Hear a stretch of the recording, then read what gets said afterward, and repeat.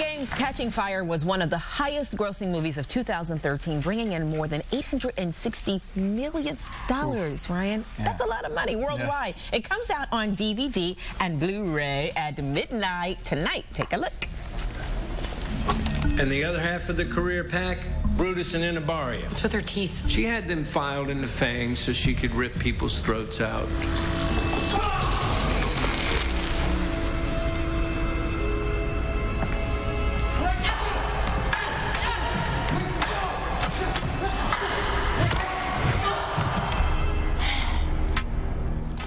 Well, please welcome Brutus himself, Bruno Gunn. Thanks for having me. Yes, thanks for being here. You got a great style about you, man. Yeah, you do. Well, I'll take that. Thank you. The leather jacket. Yeah, I mean, you look a little bit like your character that you play in the movie. Yeah, you know, it's one of the things when I got the role. You know, look, I've been doing this a long time, and many years ago, I had a friend of mine who said there's a role being written for you right now. I read this, and I had never felt more connected to a character, really? You know, than this guy Brutus. Yeah. What was the casting process like? It was, for me, it was which is rare. You don't get day of castings. And this, I was in the gym at 11, got a phone call at 1, said, can you be there at 3?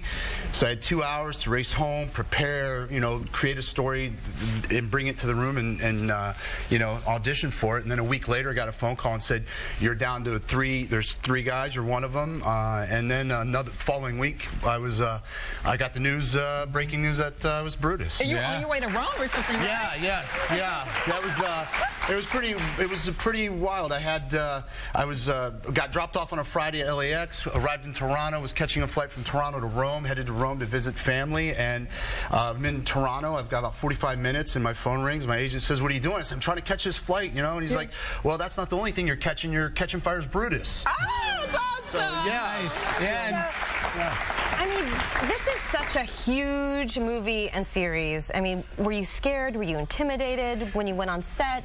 No, you know, this is, well, first of all, like I said, I've been doing it a long time, so you know, you're prepared for this moment. And when you get to a place like this and you're surrounded by such great talent, you're inspired. You know, right. You're not so much intimidated, but you're inspired. Everybody's bringing their best to this project, and it only allows you to bring your best and play and perform and have that loose, you know, playfulness to give your best performance. Sure, I know it's a very star-studded cast. Woody Harrelson, Jennifer Lawrence, and I know you said it was exciting to meet Lenny Kravitz and hang out with him. Yeah, I mean, you know, Lenny Kravitz is a rock star, right? I mean, this guy, you know, he can do it all, right? Lenny, come on, right?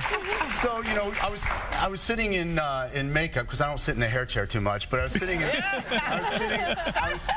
in the makeup chair, and he was getting his hair done, you know, right over there next to me, and I asked the makeup lady, like, I'm gonna turn my chair just like this a little bit, so I could sit there and, you know, have a stare at Lenny Kravitz. You know? There you go. How often do you sit next to Lenny Kravitz? Right. Oh my God. Yeah. What was it like working with the it girl in Hollywood now, Jennifer Lawrence? Fantastic. I mean, you talk about a pro and someone who's focused, and at the same time, and I say that, you know, loose in the sense that allows you to be inviting, like to come in and play and no pressure, have fun, you can laugh, you can joke around, a lot of joking around, but then when it was time to be serious, you were serious. And that goes for everybody. And like you said, it was such an all-star cast that everyone really made you feel welcomed and inspired you to do your best. Right, sounds good. Well, everybody brings something to the table. You have the body, man.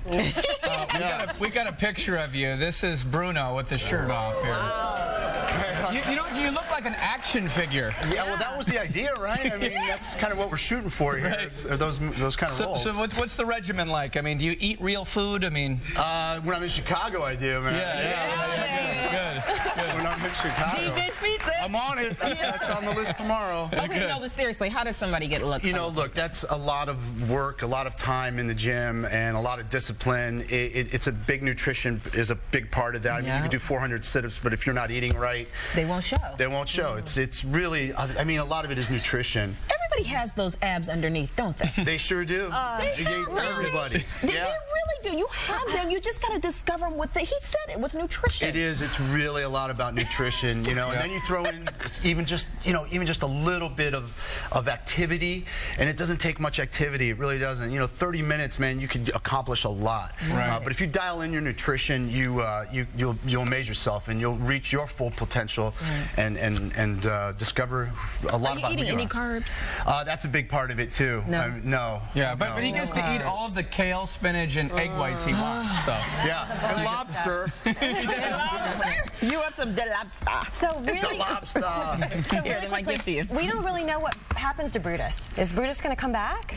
Brutus doesn't make it into the next movie. On that note, though, that was one of the great things about the screenplay and the book. They really did an amazing job matching them and keeping true to the story. Because in the story, Brutus, you don't know if he dies or not. You don't know what happens. And then in Mockingjay, the third book, Peter shows up and he's got post-traumatic stress disorder. He's talking out of his mind. Katniss doesn't believe him, and he says he killed Brutus, but Katniss doesn't quite believe him.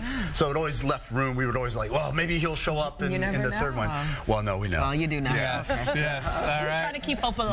No, I'm good with that. I'm good with that. All right. Well, hey, if you want to meet Bruno in person, you can go to any gym in Chicago. He'll probably be there. Actually, He's offering training lessons. yeah, actually, go to Walmart in Elgin tonight from 11 p.m. to 1 a.m. He's going to be there late. All right. And hey, we're sending everybody home with the Hunger Games Catching Fire. Enjoy. Nick Lynch is going to perform coming up, and then later Fabio Viviani in my 2-minute warning. Thank you, Bruno. Awesome.